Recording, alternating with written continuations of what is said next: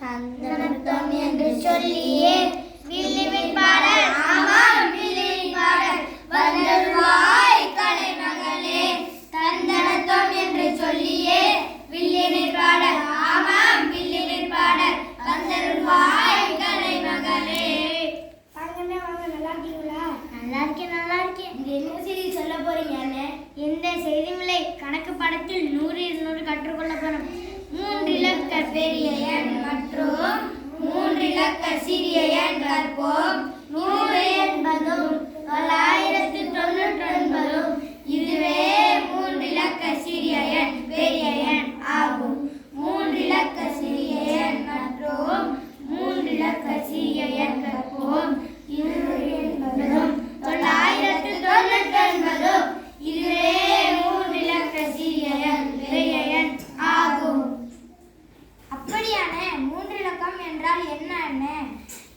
1 10 100 இதுதான் இலக்கங்களை குறிக்கும். இலக்கங்கள் என்பது இடைமதிப்பை குறிக்கும். 100 உடன் 100 சேர்த்தால் 200 வந்துவிடும். 200 உடன் 100 சேர்த்தால் 300 வந்துவிடும்.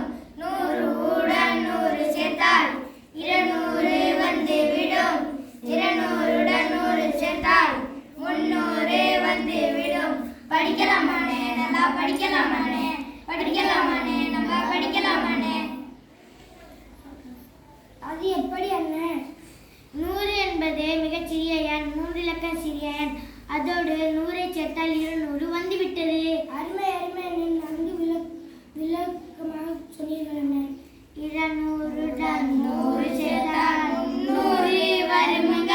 300 வருமுங்க. 300 உடன் 100 சேர்த்தால் 400 வருமுங்க. 400 வருமுங்க. 200 உடன் 100 சேர்த்தால் 300 வருமுங்க. 300 வருமுங்க. 300 உடன் 100 சேர்த்தால் 400 வருமுங்க. 400 வருமுங்க. 400 எப்படி என்ன இருக்கும்?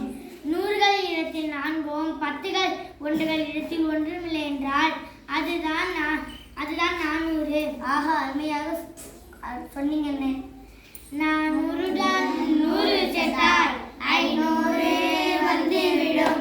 500 உடன் 100 சேர்த்தால் 600 வந்துவிடும். நாம் எண்ணும் எழுத்தும் எளிமையை படித்தால் வாழ்வில் முன்னேறலாம். 400 உடன் 100 சேர்த்தால் 500 வந்துவிடும். 500 உடன் 100 சேர்த்தால் 600 வந்துவிடும். நாம் எண்ணும் எழுத்தும் எளிமையை படித்தால் வாழ்வில் முன்னேறலாம்.